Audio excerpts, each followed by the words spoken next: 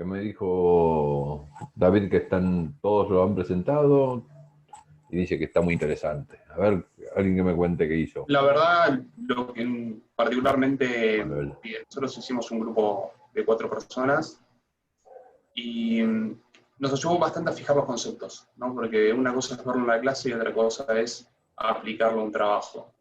Esa es la idea. Utilizamos varios manuales, utilizamos el manual de Derecho de la Integración de Soto y también utilizamos un libro que teníamos, que es el de Lecciones de Derecho Internacional de González Napolitano, que nos ayudó mucho, sí, que nos ayudó mucho en las normas operativas y programáticas, y también a explicar los fallos, entonces nos ayudó en eso para ver si el tema del concepto absoluto o si era relativo, y a distinguirlos. Obviamente lo explicamos con nuestras propias palabras. Sí, en nuestro grupo también, bueno, también acudimos al manual también al Tratado de Villar Campos, bueno, la Constitución reformada también. Claro, las normas operativas, Para programáticas, operativas y programáticas. más que nada para eso, y el resto con manuales de integración. Bueno, ¿Conforti? Conforti fue lo que más nos costó, la verdad, en la última pregunta de Kelsen, fue la más dura, porque ahí para pensar las similitudes y diferencias tuvimos un buen rato. Ah, no, pero en general, para este tema de operativas o no operativas, ¿vieron Conforti? No. Sí, eso Perdón. Por favor, Carolina. Sí, le decía, no, lo de Conforti lo vimos entre varios, o sea, digamos, nos distribuimos bastante el trabajo a fin de que podamos todos ver todo también. Bien. Manuel, ¿decías algo? Sí, bueno, hicimos una lectura entera de los textos y después respondimos, haciendo obviamente un análisis propio, porque no nos pareció lo más adecuado copiar y pegar, nos pareció más un trabajo de elaboración personal y de reflexión, sobre todo. Perfecto. No, esa es la idea. Bueno, a ver, ¿quién más? Delfina, por ejemplo. Hola, ¿se escucha? Sí, yo trabajé con lo de la clase y también me fijé en el manual de Napolitano. Ajá. ¿Y qué les pareció el artículo? El artículo de la clase, ¿cómo es? El Derecho Internacional Contemporáneo y la aplicación de sus normas. ¿Ese lo leyeron? ¿Lo entendieron? La verdad que ese es mío. Sí. Si es difícil, díganlo, pues. O es muy fácil o es muy elemental. ¿Qué les pareció? La verdad, profe, muy claro. Como que repetía lo que vimos justamente en su última clase. Entonces... Básicamente es lo mismo que digo, lo que escribo. Sí, por eso. Y quedó más que claro todos los conceptos que vimos la clase pasada. Así que genial. Bueno, a ver.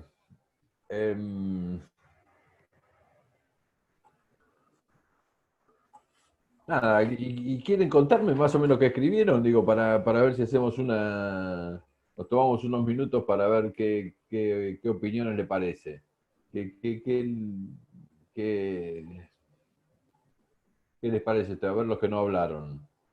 No me digan qué es lo que hicieron ahora, díganme un poco más qué es lo que opinan respecto de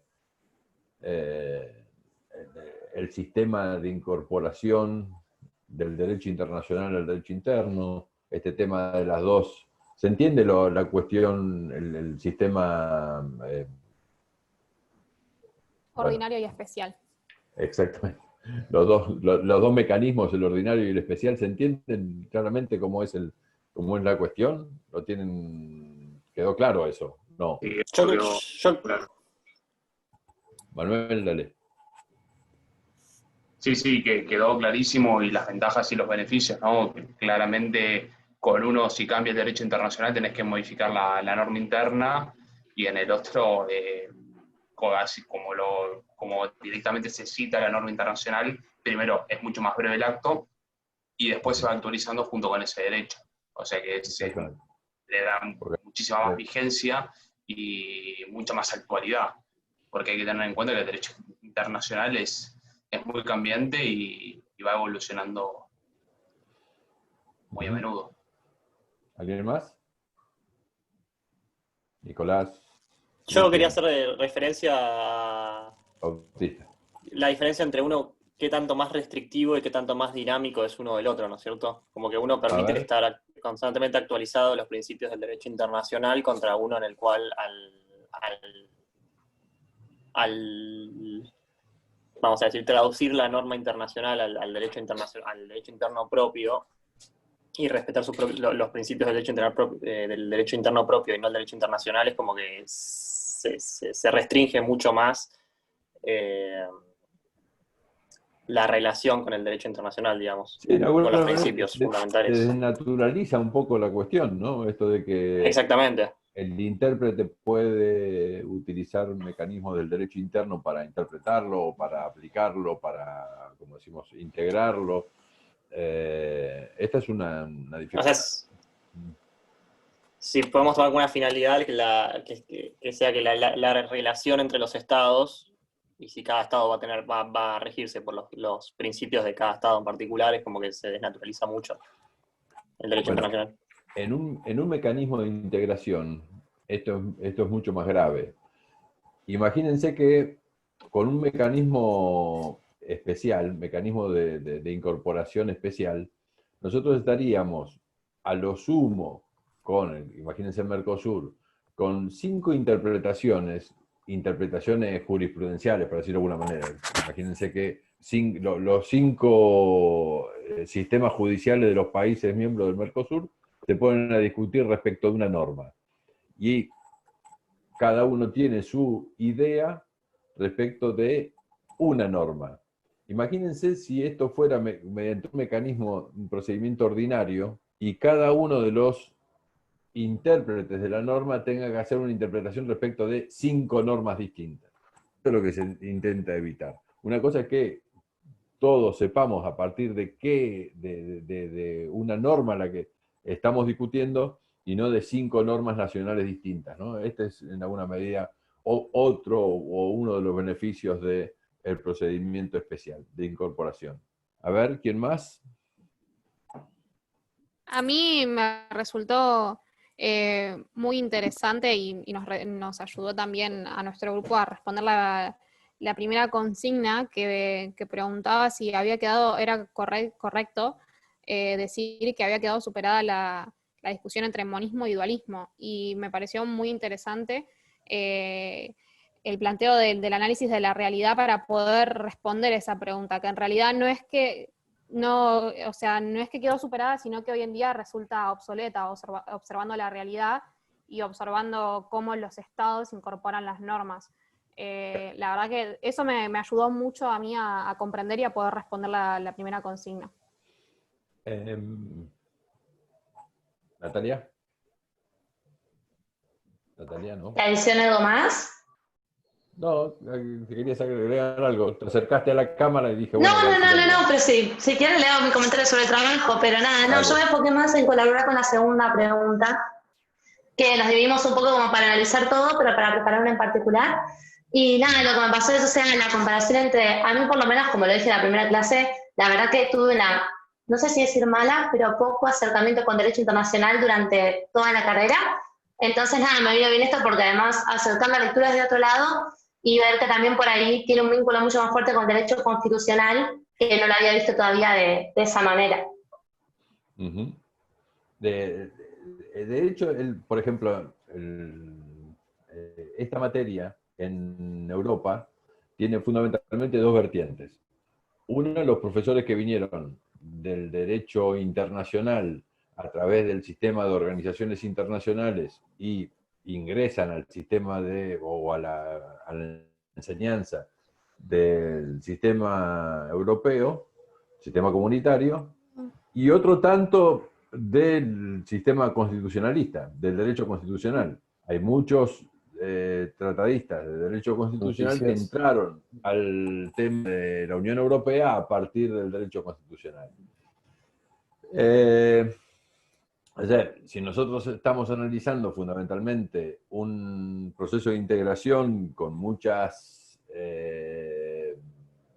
distancias del proceso europeo, como es el proceso de Mercosur, tal vez estemos más cerca de hablar o de mayores afinidades con el derecho internacional que con el derecho constitucional. Pero por supuesto que muchas cuestiones tienen que ver a partir de esto que estamos hablando.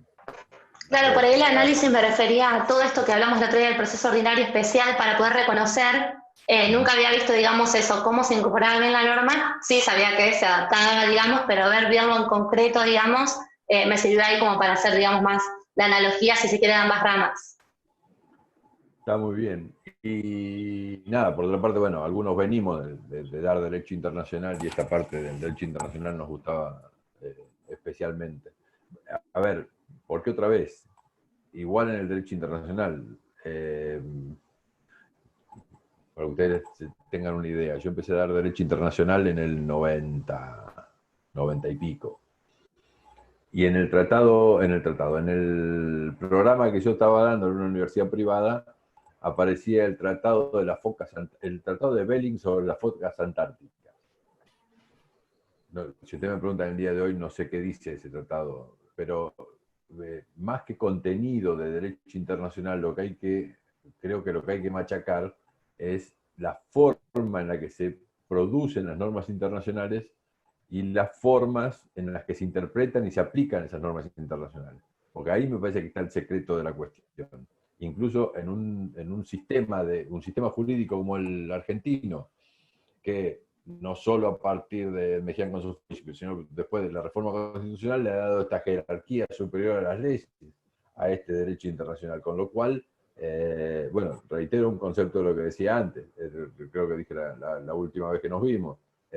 Un abogado, trate la materia que trate, si conoce seriamente el derecho internacional y cómo se aplica, tanto hable de mucho más, si llega a tratar temas de derecho penal, todo vinculado a la protección de los derechos humanos, el sistema interamericano y demás, a los jueces los puede volver locos.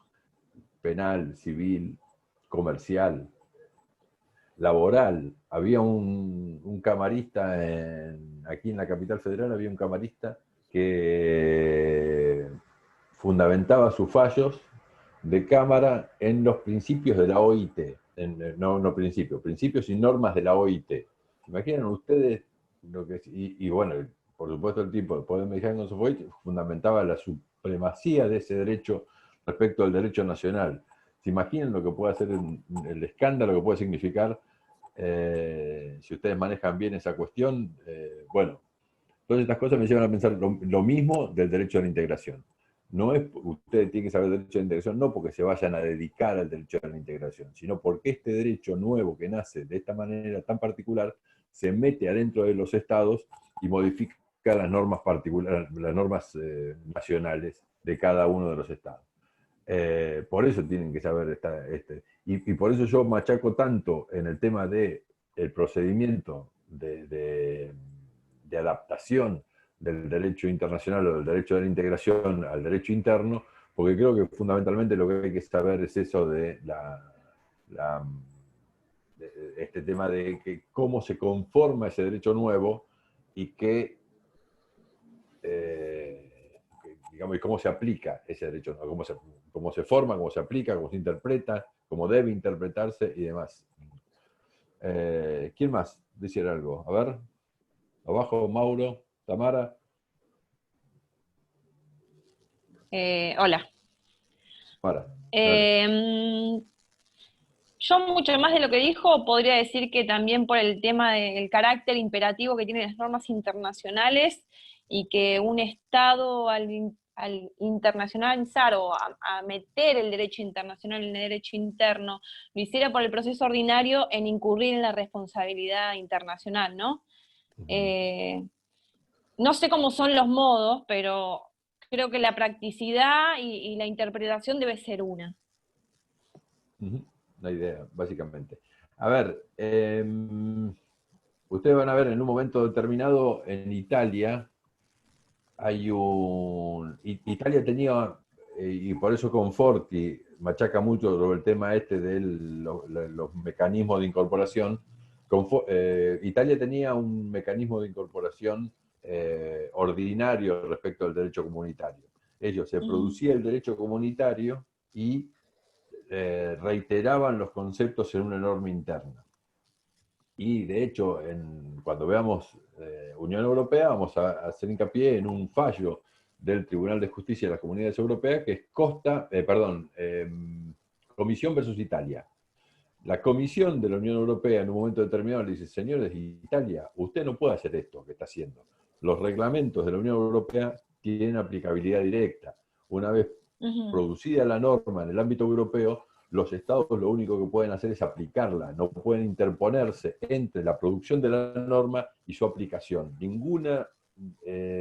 Ningún acto estatal se puede interponer solo. Lo único que puede hacer el Estado es aplicar la norma internacional. Esto es la aplicabilidad directa de los reglamentos del derecho de la Unión Europea.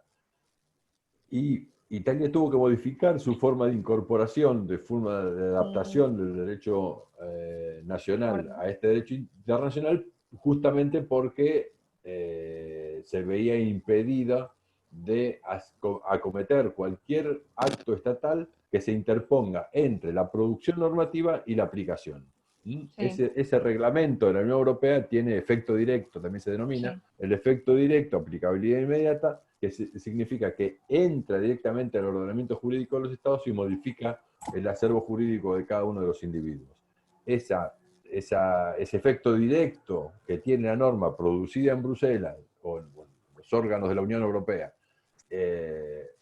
y el efector concreto del derecho, el titular que ve su derecho afectado, no puede ser interpuesto, no puede haber ningún acto estatal que se interponga entre ellos.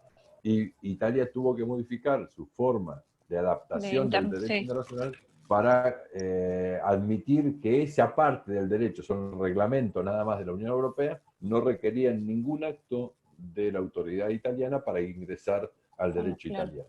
Esto fue a partir de un fallo que, en última instancia reconoce, sanciona la responsabilidad internacional de Italia por no cumplimiento de las normas que se habían acordado. Claro. En nuestro Mercosur nosotros no tenemos esa norma de efecto directo. No tenemos ese tipo de normas que se meten directamente en el ordenamiento nacional. Siempre existe una norma nacional que le da introducción, en alguna medida, a ese... Pero no debería ser así por el carácter de subordinación a la cual se somete el Estado que adhiere al... Falta un poquito para que lleguemos a eso, pero cuando un Estado, mejor dicho, cuando los Estados... los procesos de integración no son todos iguales. De hecho, no hay dos iguales, para decirlo de otra manera. Entonces, los Estados se comprometen en un proceso de integración y a partir de ese compromiso imaginan cuál es el sistema de órganos, por una parte, y el sistema de normas que se va a producir en ese sistema orgánico, y le otorgan poderes a esa organización internacional para que dicte normas de algún tipo, para decirlo en términos generales ahora. No es imprescindible que los estados adhieran a un sistema normativo como el del reglamento de la Unión Europea. De hecho, yo creo que hay algún proceso de integración que reconoce ese tipo de efecto directo, pero no hay mucho más. Tal vez para esta pregunta la responda mejor David que yo. Pero no es imprescindible. O sea, los estados pueden entender que tienen que involucrarse en un proceso de integración y a partir de ese convencimiento arman un sistema, primero un sistema de órganos, dice, estos van a ser los órganos que manejan este proceso de integración y estos órganos van a tener estas capacidades. Y esta capacidad le va a dar la capacidad de dictar normas que tendrán determinados efectos. Sí. Y cada uno de los sistemas de integración, esto lo van a ver mejor con David que conmigo, todos los sistemas de integración son absolutamente distintos en este sistema, o tienen características distintas, o pueden adquirir características distintas. Eso tal vez lo arranquemos la semana que viene, que vamos a ver también un apunte mío que se denomina, ¿cómo se denomina? Los procesos de integración en su condición de organizaciones internacionales. Así que la semana que viene vamos a arrancar con ese apunte que tiene que ver con esto, otra vez. Los estados son soberanos. Entienden que hay que acordar ciertas cuestiones para encarar un proceso de integración. Se comprometen entre estados, todos estados soberanos, y crean una organización internacional a la que dotan de, otra vez, un sistema de órganos y un sistema de normas. En general, adoptan la condición de organizaciones internacionales. Entonces vamos a ver la semana que viene algo sobre teoría de las organizaciones internacionales para ver en última instancia qué es lo que se puede modificar. Porque todo se puede modificar, justamente. El sistema de órganos y el sistema normativo del Mercosur es el que se acordó en un momento determinado. Ese sistema, tanto de órganos como de normas, se puede modificar. Se puede adoptar uno más parecido al europeo, se puede adoptar otro más parecido a lo que fuere. Allí lo que prima es la libertad de las formas. Los estados son lo que son. En última instancia, el principio de soberanía establece una igualdad. Esto de que en algún momento tal vez dijimos o no, pero un territorio, una población y un gobierno sobre un territorio determinado generan lo que se denomina un Estado-Nación. Listo, este Estado-Nación se creó y ya está. Y son todos más o menos iguales, a partir del concepto de soberanía, jurídicamente iguales, para decirlo de alguna manera. Bueno, las organizaciones internacionales son jurídicamente distintas todas. Vamos a ver la semana que viene. Pero por eso no es imprescindible esto, Tamara, lo que vos decías de que el Estado, a partir de incorporar su proceso de integración, debe tener subordinación, vos dijiste, Claro, en realidad, como uno adopta el carácter de subordinación frente a esa organización internacional creada, no debería tener como un mecanismo interno donde tenga que ingresar ese derecho internacional, sino que debería ser como automático. Igual entiendo que al ser como un acuerdo transaccional, como dijo usted, entiendo que cada país cumple con eso porque le beneficia en algún punto. No es imprescindible que sea eso. Lo vamos a ver con tranquilidad la semana que viene y tal vez tomemos parte de la otra. Claro, como le atribuye parte de sus soberanías, como la atribuye le puede quitar parte y además puede ir variando. Por ejemplo, en Mercosur, según lo que he escuchado, muchas veces se habló también de una integración económica, que era una moneda común, como tiene la Unión Europea. Lo que los estados están transfiriendo es ejercicio de soberanía. Creo que esto también lo ven, en algún momento lo ven con David también con claridad. Lo que transfieren es ejercicio de la soberanía. La titularidad de la soberanía la sigue teniendo el Estado-Nación, en el marco del Estado-Nación. Y este Estado-Nación lo que transfiere es el ejercicio de la soberanía sobre algunos puntos determinados. Porque lo que vamos a ver también la semana que viene es cuando un Estado participa de una organización internacional, así sea una organización internacional de integración profunda, arraigada y demás, como es la Unión Europea, aparece la posibilidad del Brexit. ¿Saben lo que es el Brexit? Es el exit de Gran Bretaña, la salida de Gran Bretaña de la Unión Europea. Con lo cual, uno de los elementos esenciales de los procesos de integración es la voluntariedad. Los estados se incorporan porque son soberanos, pero la titularidad de la soberanía la siguen teniendo. Le otorgan el ejercicio a esa organización internacional y la recuperan cuando quieren. Y se van de la organización internacional. ¿Se entiende esto? Digamos, la misma voluntad, el mismo ejercicio de soberanía que significa la expresión de voluntad de formar parte de una organización internacional, puede ser retraído y decir, señores, tengo ganas de salir, me voy. Y el Estado-Nación es soberano y por lo tanto pagará lo que tenga que pagar. a partir de los compromisos que había asumido en el marco del proceso de integración. Y podrá tener sanciones económicas,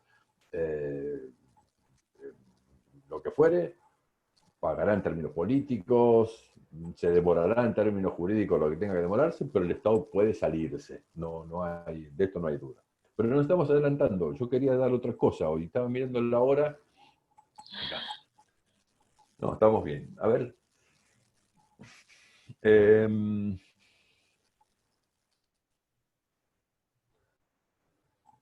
Los que me miran a los ojos son bastante pocos. Bueno, no importa. Vamos a confiar en que los demás están atentos. Estamos. Pero a veces por problemas de conexión, sí. Bueno. En mi caso sí. Perfecto. No hay problema. Mientras prestes atención no hay historia. Hay una parte, un pedacito de nuestra materia que intenta explicar por qué se cumplen las normas de derecho. En alguna medida esto lo ha explicado lo que es la filosofía del derecho, las interpretaciones. Bueno, algo habíamos visto la semana pasada, porque me dijo, Marcelo, me dijo David que habían visto a algunos autores dualistas, los italianos. Me dijo Sí, David, estuvimos haciendo una recopilación, sí. Bueno, en última instancia, todas estas explicaciones intentan justamente explicar por qué se cumple el derecho, algunos, más en el campo del derecho internacional o del derecho de la integración, somos más escépticos respecto de que el derecho sea una ciencia en sí misma. A ver, algunos de nosotros adherimos al criterio de que el derecho es una ciencia social. Entonces, es un sistema de normas que se produce en un ámbito social determinado. Por eso, en alguna medida, hacemos bastante hincapié en el tema de la historia, porque cuando la historia cambia, el derecho cambia. Esto, bueno, ustedes son más jóvenes, podrán tener menos recorrido en esta circunstancia. Pero los que tenemos algunos años, advertimos que nada, el derecho cambia y cambia con mucha profundidad. ¿A partir de qué? De los cambios sociales que se producen en las sociedades en las que este derecho aplica. Como tratamos del derecho internacional, del derecho de la integración, las explicaciones que a veces adoptamos para tratar de ver por qué se cumple el derecho internacional, en algunos casos se toman o las buscamos en la teoría de las relaciones internacionales. Por ahí está dando vuelta, creo que Marcelo lo había escaneado el año pasado, está el capitulito de Mónica Pinto sobre fundamentos del derecho internacional. ¿Te acordás, Marcelo? Sí, lo tengo, Fundamentos del Derecho Internacional. Fundamentos del Derecho Internacional, un capitulito del librito de Mónica Pinto, que es muy piola en este sentido. Porque yo adhiero a la visión de que en la medida que nosotros concebimos el derecho como una rama de las ciencias sociales, tenemos que ver cuál es la teoría de esa ciencia social del ámbito determinado para saber qué actitud se asume respecto al derecho. Y ahí hace Mónica un raconto sobre lo que son las teorías de las organizaciones, las teorías de las relaciones internacionales y su relación con el derecho, y su visión sobre el derecho. En primera instancia, la primera teoría que nace de las relaciones internacionales es lo que se denomina el realismo. El realismo dice, de las relaciones internacionales y del derecho fundamentalmente, dice que los estados se mueven en el sistema internacional a partir de la búsqueda del interés, lo que se denomina el interés nacional. Esta búsqueda del interés nacional hace que los estados se muevan, avancen en la obtención de ese interés nacional sin mucho prurito de absolutamente nada. No hay ninguna cuestión metafísica o filosófica que les perturbe o les condicione esta vocación de lograr ese objetivo que es el interés nacional. En este sentido, los realistas, los que adhieren al sistema realista de las relaciones internacionales, por supuesto, desconocen que el derecho internacional tenga alguna influencia en los comportamientos de los estados. Si los estados se mueven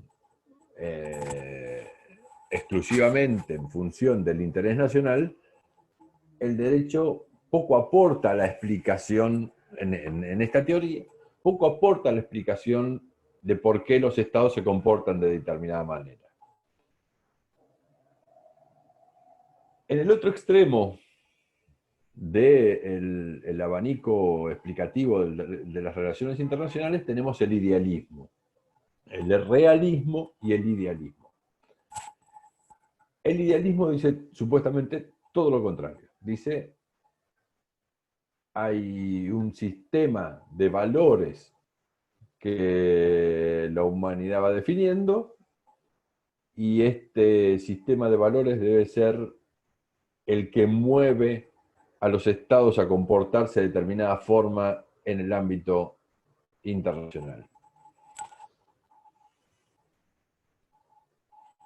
En algún punto más o menos medio de estos dos extremos, aparecen otras teorías que tienen un poco y un poco y dicen, señores, los principios existen.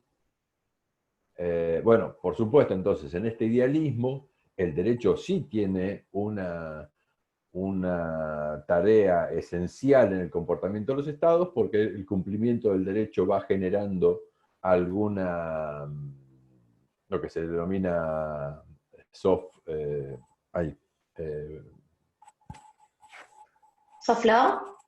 No, soft power, poder blando. El soft power o instrumentos ¿El soft law? Blando. ¿Perdón?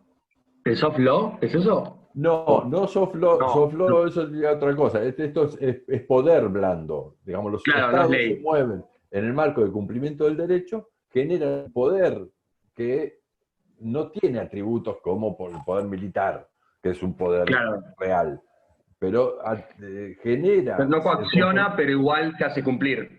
En general, genera el cumplimiento de... Claro. Nuestro país se daba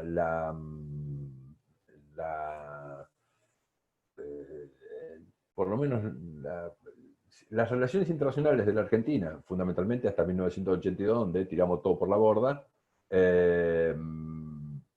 tenía alguna cosa de poder blando a partir de creación del derecho internacional, a partir de Saavedra Lama, Premio Nobel de la Paz, hay otro, Cláusula Calvo, en 1905-10, una cosa así, grandes... la doctrina Drago, ¿no? También. La doctrina Drago, en el mismo sentido. Bueno, toda una academia de derecho internacional bastante interesante, que significaba el cumplimiento de esto, más o menos. Y generaba que la Argentina se paraba en las relaciones internacionales con por supuesto, con Malvinas primero y con los incumplimientos contractuales a nuestros compromiso de deuda con posterioridad, no en el mismo sentido, ¿no? Porque no es que sean lo mismo, no lo quiero equiparar, sino que el quebrantamiento de la paz con Malvinas, que nada, más allá de una situación irregular y ilegítima y demás, genera un comportamiento en la Argentina que es un comportamiento irracional. Buena parte de esta circunstancia se va un poco al demonio. Algo se recupera con la democracia, como creo que lo dije acá, en diciembre del 83, cuando en la Argentina asume un gobierno democrático, era el único país, creo que el único país latinoamericano o de Sudamérica que tenía gobierno democrático.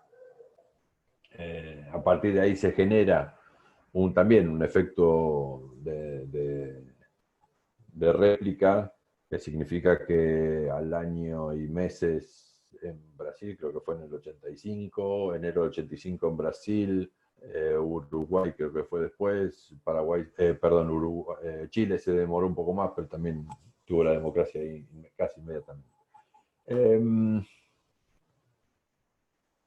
Decíamos, realismo, el derecho no me importa absolutamente nada, idealismo, del otro lado, el derecho tiene una relación importante. En el medio, en algún punto del medio, aparecen lo que se llaman los institucionalistas, que tienen, por supuesto, los principios de los idealistas y dicen, señores, pero acá hay que crear instituciones para generar el modelo más clásico y que Mónica cita como ejemplo, que me parece que es el modelo más importante, es el de Kant, con su libro que se denomina La Paz Perpetua, y genera o crea o intenta crear una organización internacional que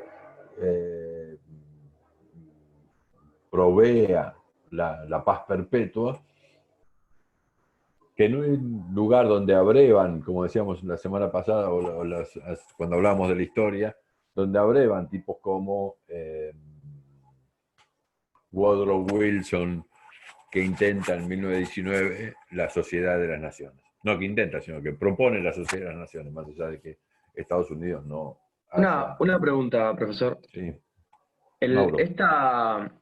Este sistema de valores que habla del idealismo y toma también el institucionalismo, ¿sería la norma hipotética fundamental de la que habla también Kelsen? ¿O no tiene tanto que ver?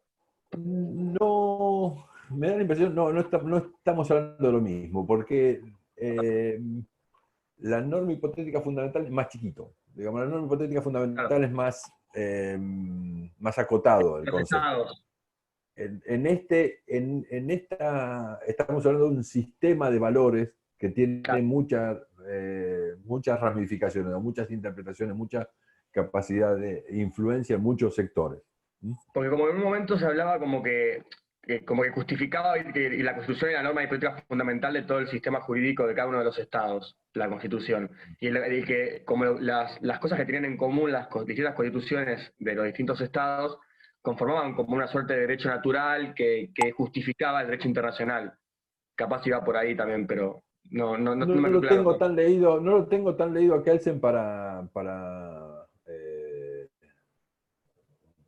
aportarte más en este sentido. Capaz que lo podemos hacer, pero no. No, yo decía porque como justo trabajamos en el TP, que entregamos, iba por ahí, capaz que me surgió la duda, pero... A ver, ¿y otro que aporte? Para la comparación que me ocurrió ahora. Otro que aporte. El problema de Kelsen cuando hablamos de los fundamentos del derecho los fundamentos del derecho, y hablamos de la interpretación de Kelsen, que Kelsen, por supuesto, tiene muy buena prensa en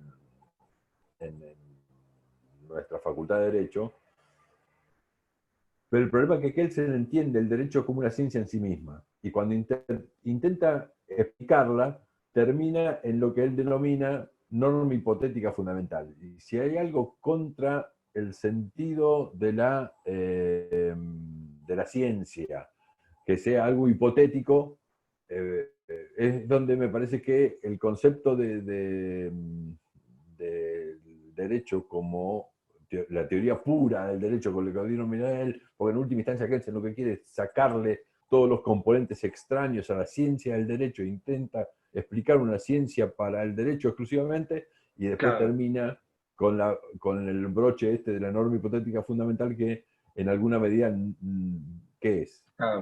Y que se vuelve a esto del derecho como ciencia social y no una ciencia en sí misma.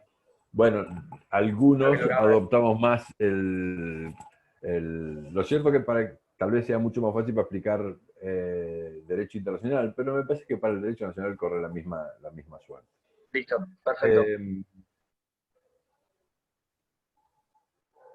Los institucionalistas, entonces decíamos, a mitad de camino están con este tema de la creación de instituciones a partir de valores y demás.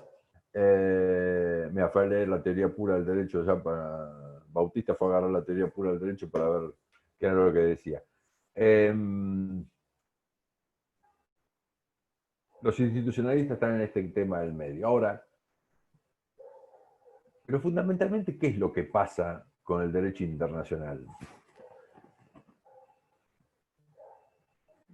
Nosotros leemos a diario incumplimientos de derecho internacional y son muy graves a veces cuando leemos incumplimientos de derecho internacional. O un bombardeo en una zona limítrofe, o el avasallamiento de la soberanía por otro lado, o encontramos innumerables cantidades, no sé si innumerables, pero una cantidad importante de violaciones al derecho internacional, muchas veces desde que hacen mucho ruido porque son muy notorias o porque tienen mucha presencia en los medios. Existe muchas violaciones al derecho internacional. Ahora, del otro lado, existe una cantidad importantísima de cumplimientos del derecho internacional. Como decíamos, creo que lo dijimos acá en una vuelta, en una oportunidad. Si nosotros estamos utilizando esta pantalla para comunicarnos, es porque todos nos prendimos a un zoom.us, una prestación de un servidor o de un muchacho que están en Estados Unidos, que nos conceden la posibilidad de comunicarnos a través de esta pantalla. Además, lo bueno es que lo visibiliza, ¿no? Porque se visibilizan los incumplimientos que antes, como no estaba prohibido, no se visibilizaban. Y obviamente, al estar prohibido hay mucho más acatamiento. Desde el principio están estos quebrantamientos de la Sociedad de las Naciones, la invasión a Manchuria, la invasión todas las invasiones que crearon la caída, pero a partir de esa caída, con esas bases se creó la ONU después.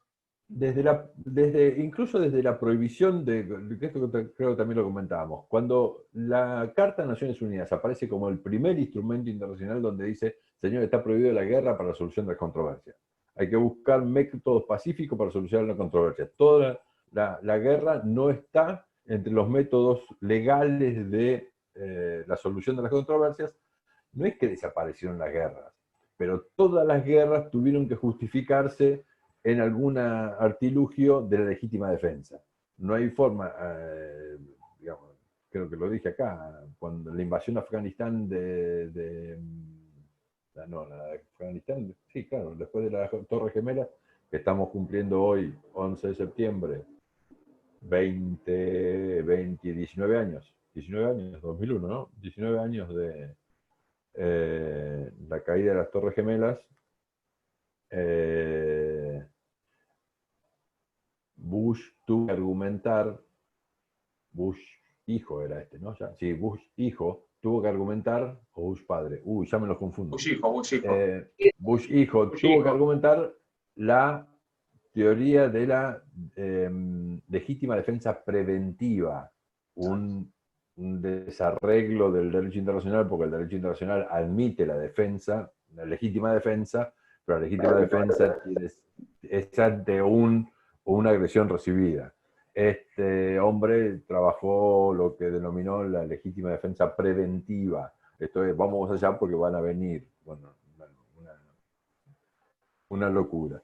Por eso todas las guerras tuvieron que justificarse, entre comillas, en alguna forma de legítima defensa. No es que desaparecieron las guerras, pero...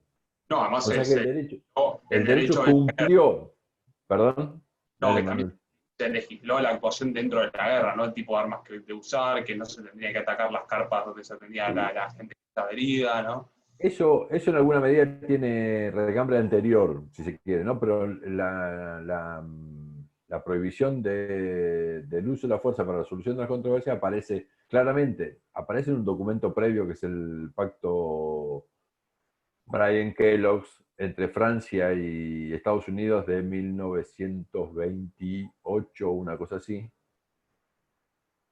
que, bueno, descartaban la guerra para la solución de las controversias entre estos estados. Arrancó con Francia y Estados Unidos. Y después los estados empezaron a adherir a ese acuerdo internacional para 1940, 1939, que estalla la Segunda Guerra Mundial, no sé, eran alrededor de 50 estados, 40, o 50 es mucho, 30 o 40 estados que habían adherido a este sistema de descartar la guerra como mecanismo de solución de las controversias.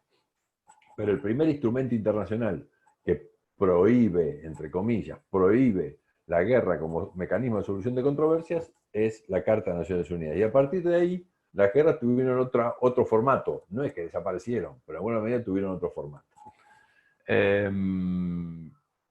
Entonces a diario vemos cumplimientos del derecho internacional de todos los estados. El comercio internacional funciona por eso.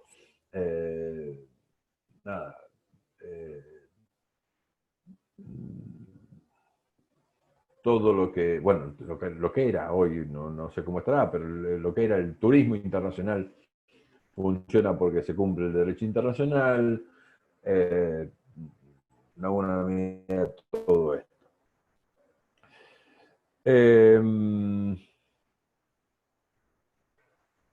Por eso la pregunta de, bueno, ustedes saben, desde el derecho internacional hay algunos autores que plantean que esto ni siquiera era derecho, ¿no? Lo plantearon en algún momento, no, ya está descartado, ya está también precluido esta cuestión, pero algunos planteaban decir, no, esto no es derecho, esto los estados se acuerdan algunas reglas para comportarse, pero en última instancia esto no es derecho porque no hay imposición.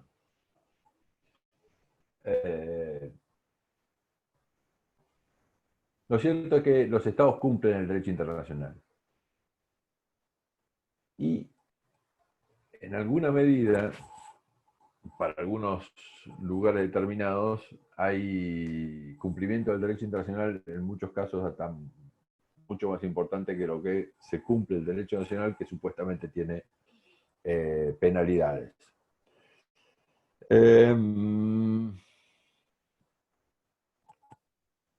Esto que lo dijimos, charlamos sobre el tema de la provincia de Buenos Aires, el grado de cumplimiento del derecho penal en la provincia de Buenos Aires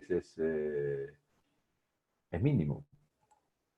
Se resuelven con sentencias en los tribunales de la provincia de Buenos Aires, tribunales penales de la provincia de Buenos Aires, no más del 3 o el 4% de las causas que se denuncian, que no son de las causas que se cometen, de los delitos que se cometen.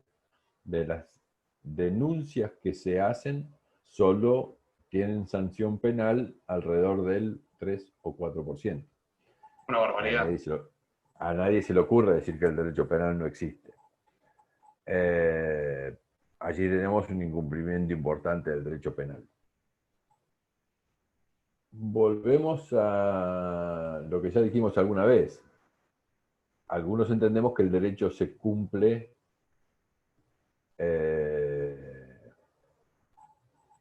porque nos conviene estar protegidos en alguna medida por una serie de reglas.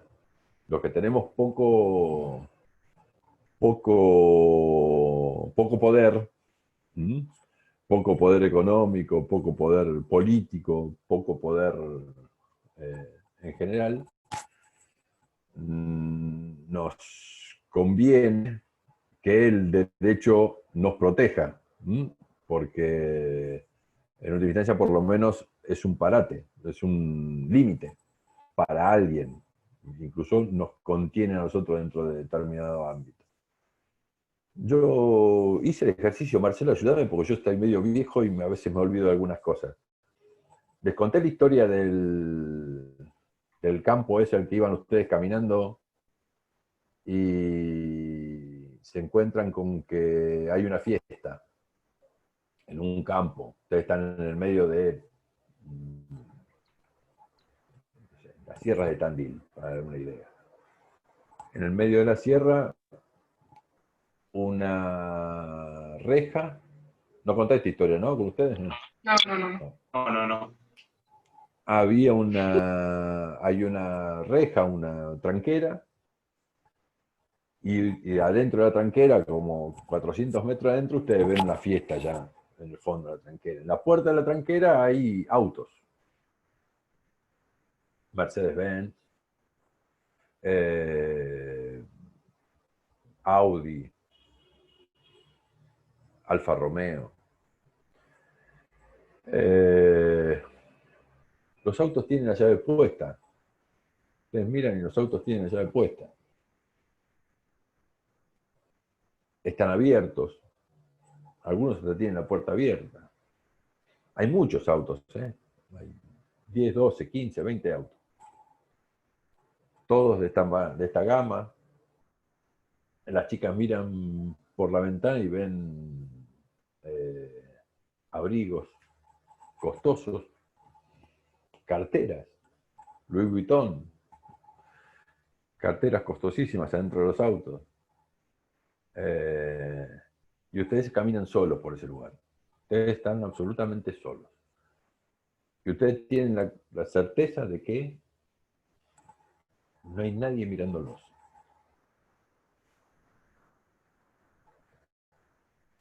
Hasta dinero se ve del otro lado de los vidrios, se ve hasta dinero adentro de los autos, arriba de los asientos. Y ustedes pasan por ahí, solos. No hay nadie. 600 metros adentro de la tranquera está la fiesta. ¿Qué es lo que hacen ustedes? Sigo caminando. Magali cómo sigue trae la caminando. fiesta. Tomás Poletti hace una ingresa para ver cómo ingresa. Vamos a ver. Vamos. Mira que acá les puedo preguntar todo, ¿eh? Los tengo todos ahí. Se me cortó justo cuando estaba hablando de las chicas miran. Manuel. A Sí, ver. se me cortó la historia. No escuché la totalidad de la historia. Hay una fiesta, los autos tienen la llave puesta, son todos autos carísimos, con bienes carísimos de que ustedes ven desde afuera, ven bienes carísimos y las puertas abiertas de los autos.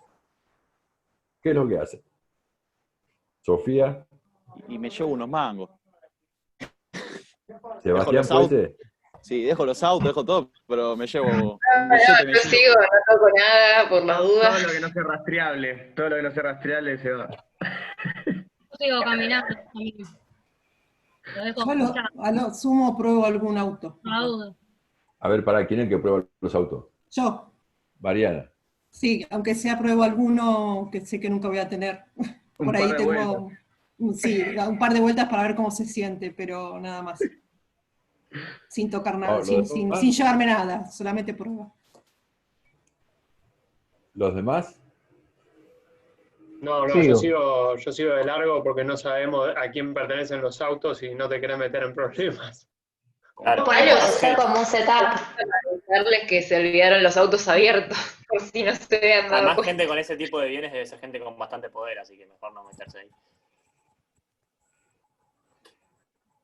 A ver. ¿Quién más? Yo sigo de largo también. Yo sigo de largo, no toco nada. No toca nada. También sigo de largo, no toco nada. Eso huele a más problemas que otra cosa, toda esa situación. Pero bueno, el hecho de que no te vean nadie, supongo que es la que pone la duda a todos, ¿no? El hecho de la... No, pero ustedes están absolutamente seguros que no hay nadie mirando. Claro. Esa la tiene absolutamente clara. No hay nadie mirando, no hay ninguna posibilidad de... Mire, profe, ayer el carnicero me dio 100 pesos de más devuelto y se los di. Bien. Bien. Así que imagínese que no me voy a robar un auto. Ni plata. Bueno. No, aparte el miedo es más fuerte. No. ¿Perdón, Mariana? Y aparte el miedo es más fuerte, así que no lo haría. Prefiero seguir caminando sola. Yo iría a chusmear a ver qué onda. La fiesta. Claro, porque es rara la situación, entonces me daría intriga. Mucha guita en esa fiesta. Pero Yo me fijo si hay algún político y ya si veo un político en la fiesta ya está vacío todos los autos. Me llevo todo. Iba a ser ese agregado. ¿Qué pasa si ustedes saben que ahí adentro hay políticos corruptos? Ahí sí, ya nos llevamos todo entonces. Sí, vacíos. No, para mí seguir No cometiendo un delito quedan ni los igual. autos. Es que A ver. si el otro cometa delito, no habilita a uno a cometer ese delito. ¿Y por qué? ¿Cómo? A ver, Magalí, no entendí esa parte. No, El otro, se me escapó. que sean corruptos, los otros, no te habilita a vos a ser corrupto o corrupta, en mi caso. A ver, ¿alguien más?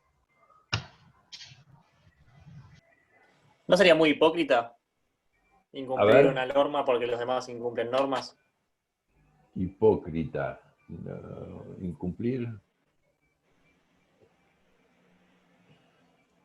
Sí, qué sé yo. No sé si hipócrita sería el término. Pienso que si ¿Dónde está? desde el ¿Quién? lado lógico de tu interés personal, si no te ve nadie y sabes que hay gente que es corrupta, qué sé yo, uno como persona tendería, por lo menos te surge la duda de si tomar algo o no. Después vos tenés una idea de por haber nacido en un sistema jurídico en el que te inculcaron tal vez que el robo está mal, que también sigue siendo algo social, no es que nacés sabiendo eso, sino que es algo que te inculcan.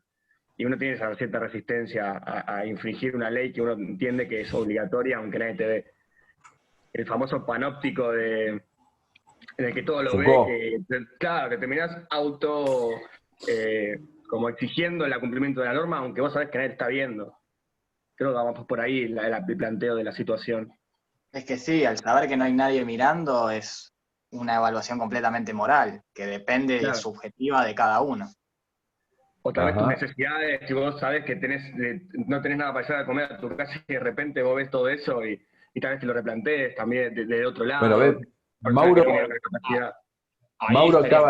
Mauro acaba de meter el dedo en la llaga.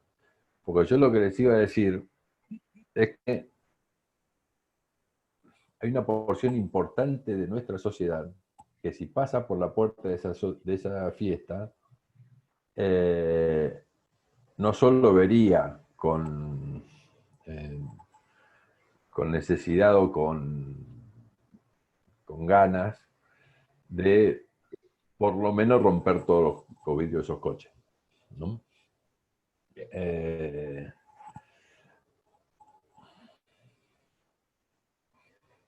Ustedes tienen muy arraigado el concepto del derecho de propiedad. No es mío, no voy a tocar lo que no es mío.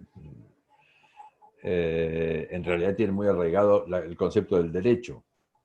El derecho es una construcción social en la que las normas nos protegen a los que tenemos poco poder, como decíamos antes, pero en última instancia nosotros construimos o aportamos algo a la construcción de este derecho. Estamos en la parte de la sociedad en la que no solo con nuestro voto, sino con nuestra opinión, en algunos casos con la militancia política, con la militancia gremial o con lo que fuere, construimos ciertas reglas y aportamos a las reglas de derecho. Este derecho que nosotros estamos construyendo, este Estado que nosotros estamos construyendo, chicos y chicas, lamento decirle, está dejando a cerca del 40% de nuestra población fuera de las reglas. Porque como dijo Mauro, y yo por supuesto comparto, si pasa por esa fiesta, ya el ingrediente de la corrupción hizo ruido en muchos de ustedes. si pasa por esa fiesta este 40%, alguna persona que forma parte de este 40% de los que estamos tirando a la banquina, creo que no tienen ninguna vocación por cumplir ese derecho que no le brinda salud, bueno, salud estamos hablando, que no le brinda buena salud, por decirlo de alguna manera, que no le brinda buena educación a sus hijos, que lo excluye del mercado laboral y lo excluye en alguna medida de la posibilidad de ser en esta sociedad. Entonces, nosotros formamos parte de una sociedad en la que construimos el derecho, y ustedes van a ser abogados y aportan a la construcción del derecho. Tengamos mucho cuidado con el derecho que hacemos, porque lo que estamos haciendo es un Estado, estamos caminando hacia el abismo a partir de construir un Estado que tira al costado del camino a cerca del 30% de nuestra sociedad. Nosotros estamos conformes con el derecho, y parece, no tengo ni los nombres, ni los tomé en serio, pero aquello que yo formo parte formaría parte casi de aquel porcentaje que le rompería todos los vidrios a esos autos. No tengo claro qué es lo que haría, pero no sé si me rompo todos los vidrios de esos autos. Muchos de ustedes pueden estar pensando, eso puede ser mío, porque voy a ser abogado, y tengo acceso, no sé si mediato, tal vez tenga la posibilidad de llegar a esos bienes. Pero acá hay un 30% de nuestra población que en varias vidas va a llegar a esa posibilidad, y que por otra parte se siente afuera del sistema. No justifico no quiero pasar por justificar la ilegalidad. Lo que creo yo es que sociedades mucho más igualitarias generan mucha más adhesión al derecho que la que tenemos en los países latinoamericanos, y nosotros hemos caído en esta Es que probablemente la persona pase y piense que, o sea, como que el derecho está creado y se aplica más para proteger a esas personas y que mantengan y tengan cada vez más esos bienes que vos te ves que los tienen ahí todos tirados porque no los necesitan o no les interesa, o tal vez vos le robás algo y el otro día se lo compran, no le va a cambiar la vida, y vos te sentís, como dice usted también, como alejado. Es más, ese derecho te excluye, sirve para excluirte más que para protegerte de ellos. Absolutamente, absolutamente sí. Hay que tener mucho cuidado.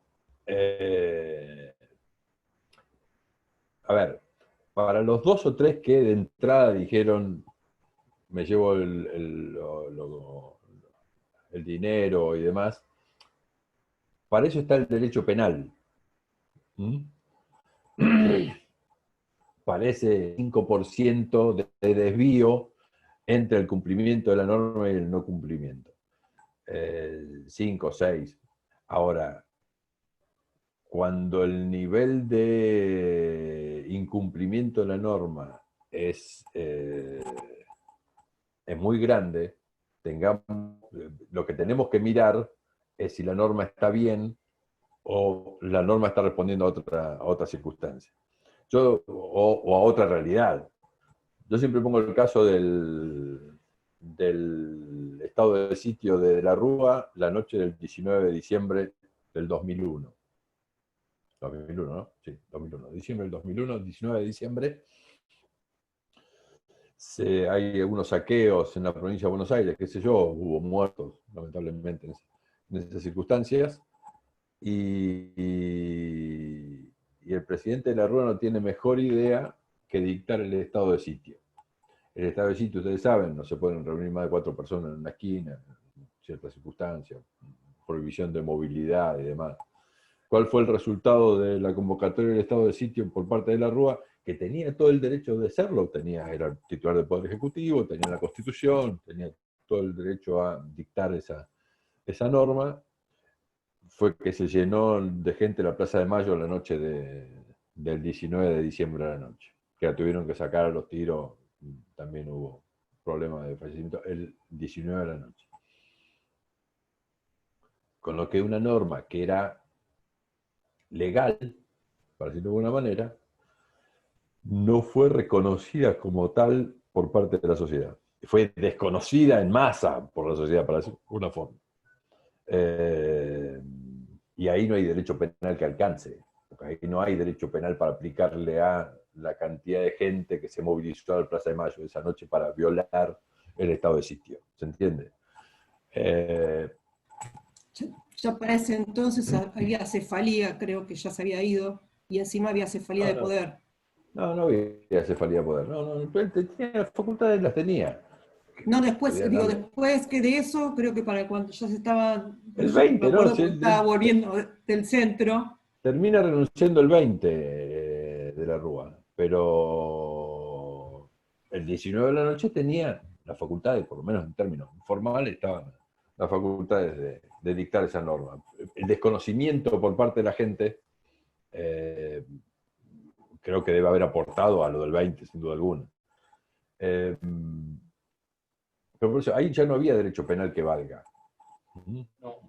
Porque el derecho penal está para... Si se juntaban 20 tipos en la Plaza de Mayo, sí, los iban a agarrar de la pestaña, los iban a meter en cana y les aplicarían el derecho penal.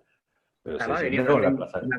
la cuestión del corralito y cómo la gente se vio de repente desprovista de todos sus ahorros y un sistema jurídico que tampoco lo protegió. Es más, le aseguró a los bancarios llevarse toda la plata, tal vez, y uno ya venía con ese sentimiento de desconocer a la ley, que se entendió que no lo protegía, sino que lo perjudicaba, y encima se vio esta situación en la que, bueno, terminó en esta desacato a esa ley, ¿no?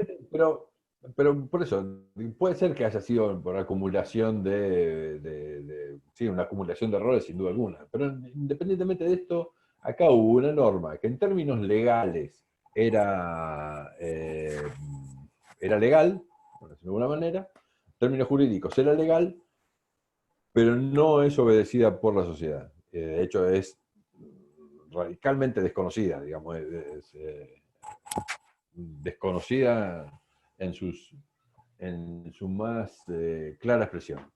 En filosofía del derecho, cuando cursé filosofía del derecho nos explicaron este tema, bueno, que siempre las normas obviamente tienen un nivel de desacatamiento, que suele ser bajo, entonces se distinguía entre hipótesis de derecho normal e hipótesis de derecho anormal. Hipótesis de derecho normal es cuando hay un nivel de desacatamiento normal, poco, pero cuando ese nivel de desacatamiento empieza a subir, se produce lo que se llama hipótesis de derecho normal. Y cuando sucede esto, ahí tiene que haber un cambio en la norma para adaptarse a la sociedad.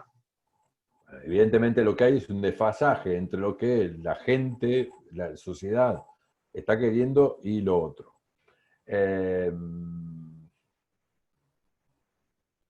De la misma manera hay que tener mucho cuidado con lo que digamos, de hacer seguidismo respecto al estado de ánimo de la gente.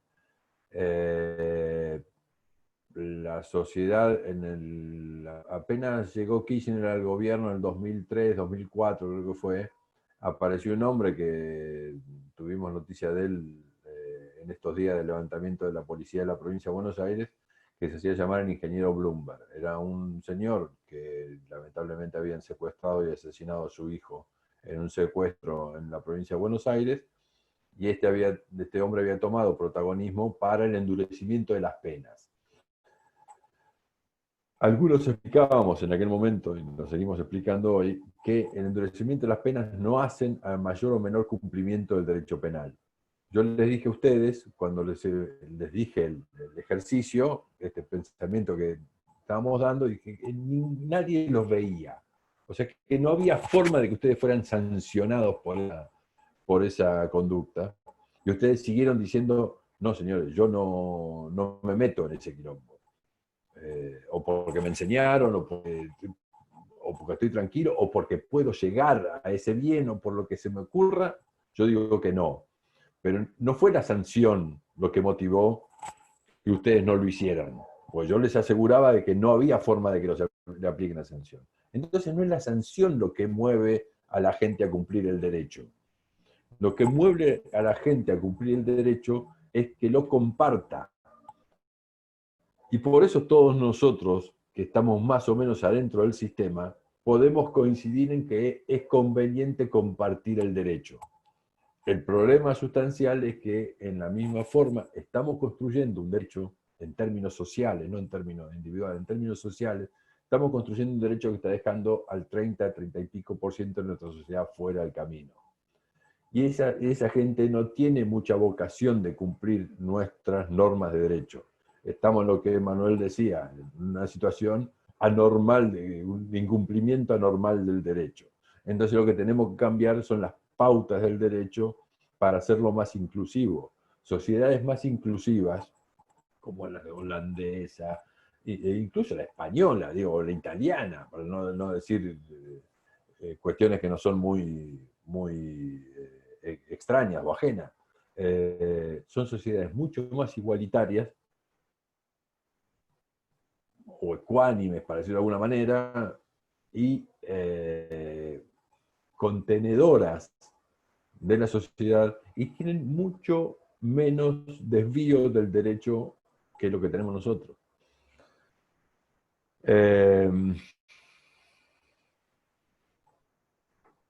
Por eso digo... Por ejemplo, a ver, Nicolás. ¿Qué ejemplo de la realidad hay en ese sistema que tiene más contenido como para que yo me lo pueda imaginar para proyectar un cambio en nuestro sistema?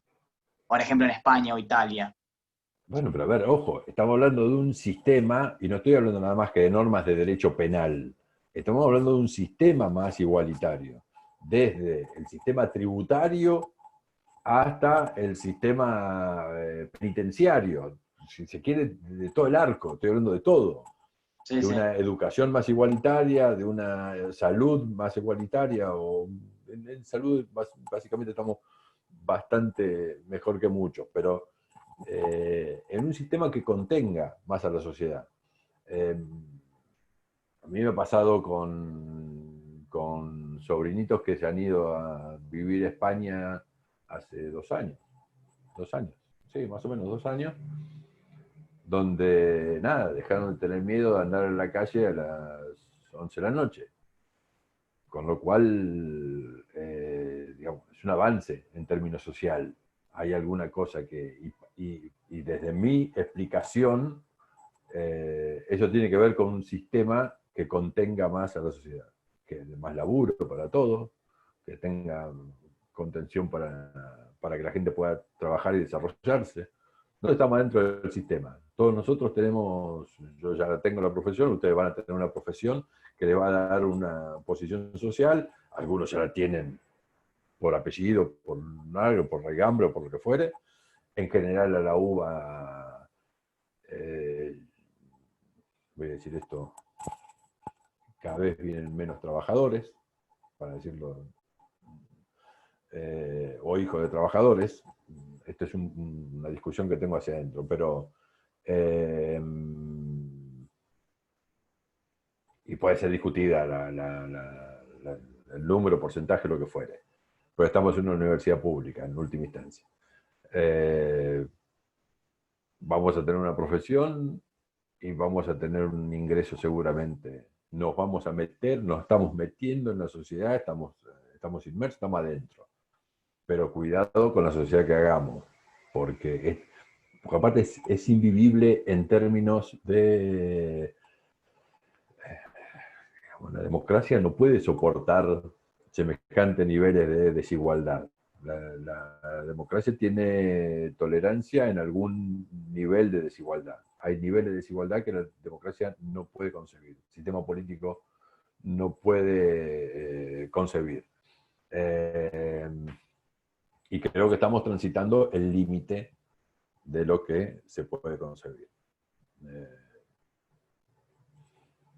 A ver, ¿opiniones? Yo comparto con Perdón, Cristian primero. Quiero la opinión de Cristian. Sí, no, creo que pasa por ahí. Las penas más duras no van a implicar un cambio en lo que es el cumplimiento del derecho, porque basta con mirar el mundo que no es algo que haya funcionado en ningún lado, y por el contrario, sí, las sociedades con menos crimen son las más ecuánimes, los países nórdicos y esos lugares donde es otra realidad la que viven y no pasan las cosas que pasan acá. No quita que aparezca un loco cada tanto con un fusil y empiece a hacer destrozos. Obviamente. En Noruega aparece uno de vez en cuando, en Suecia, qué sé yo, pero digamos, Obviamente. parece desvío individual o pequeño, parece estar el derecho penal. Sí, yo creo que la cuestión central es eso, la desigualdad.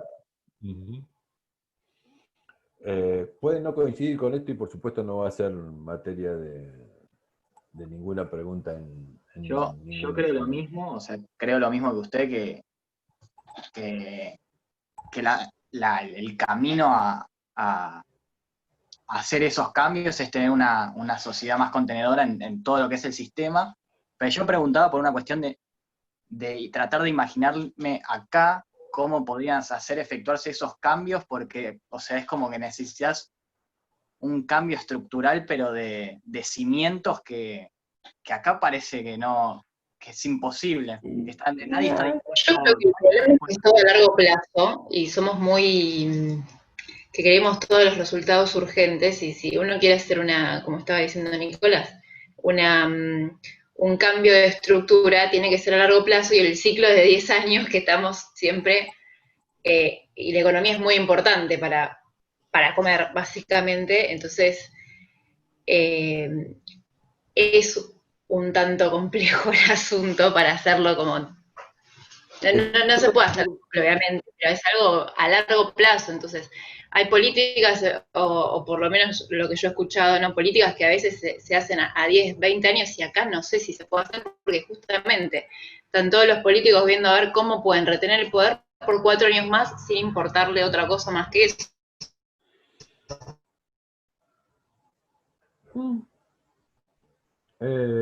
Sí.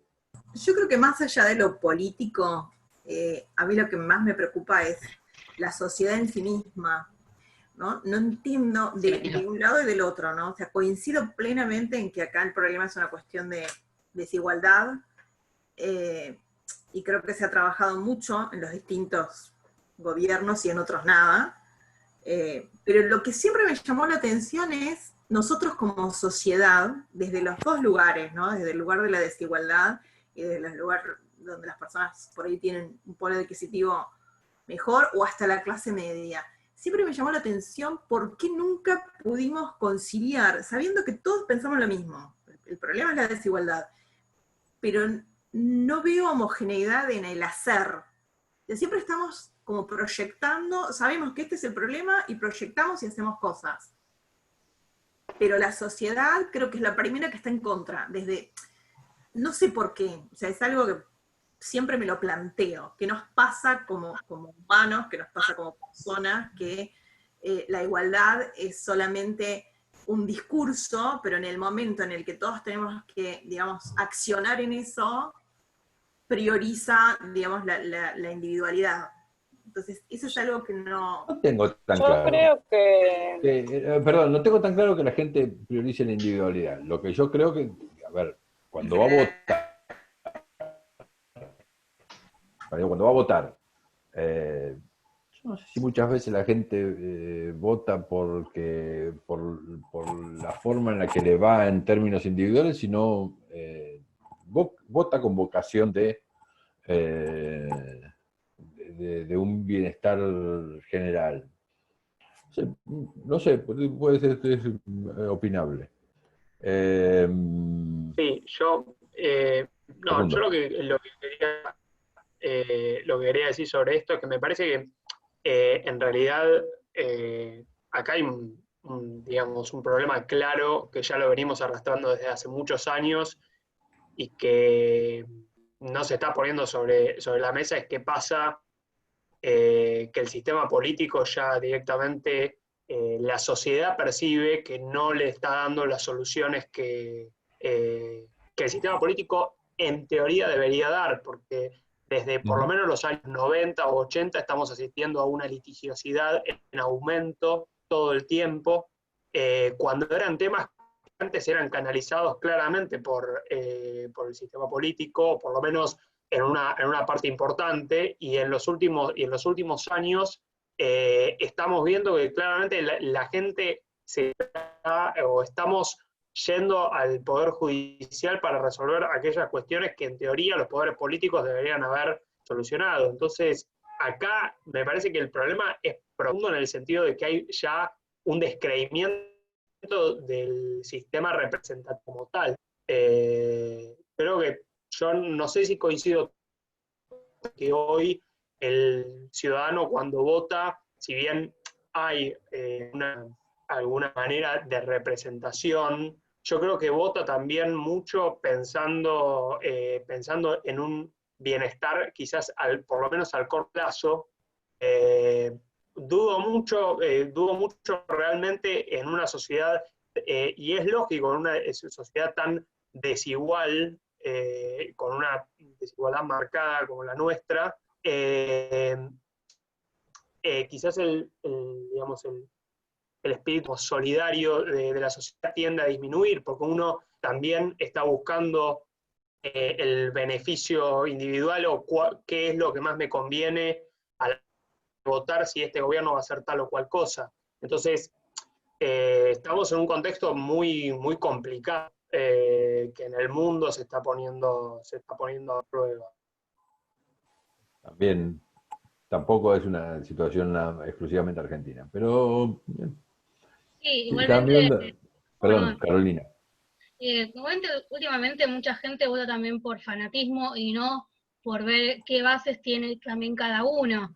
O sea, hay gente que no se dio cuenta que quizá anteriormente no anduvo bien esa fórmula, o gentes que están dentro de esa fórmula, y es como que no toma conciencia y sigue votando lo mismo, y entonces estamos en la misma dicotomía mínimamente desde el año 83 que venimos votando en democracia. Es como que no vemos una evolución, sino que nos estancamos en diferentes, obviamente, estancos políticos, en vez de ver un poco el tema de la república, como ser lo que pasó ahora con el tema de la coparticipación, que unos van por lo político, otros van por lo institucional, y en realidad debería también verse el tema también institucional, y están viendo todo lo político, el método institucional. Entonces, ahí es donde uno se da cuenta, o sea, qué vota y qué no también, por ejemplo. Pero, creo eso. Bueno, a ver, para seguir algún coto a esta discusión. Vuelvo a reiterar, ustedes van a ser abogados. ¿Alguno se recibe con esta materia? Yo también. Natalia. ¿Sebastián? No. Sí. Sebastián. Sí. ¿Y Juan Pablo? Yo también, sí. Pablo. ¿Se reciben con esta materia? Si se reciben con esta materia, van a formar parte de los los responsables de hacer y aplicar derecho en última instancia. Y nada, por lo menos tengan en cuenta que algún profe en esta casa les dijo que tengan cuidado por el nivel de exclusión del derecho que estamos generando. Nada, siendo las 6:30, nos vamos, casi 6:30. Piénsenlo, no hay ninguna necesidad de compartirlo, y si quieren, tomamos unos minutos del próximo viernes para discutirlo. Escriban 2 líneas sobre lo que quieren de esto, y bueno, si no quieren escriban, pero piénsenlo si quieren. Nos vemos el viernes que viene. Muchas gracias. Buen fin de semana.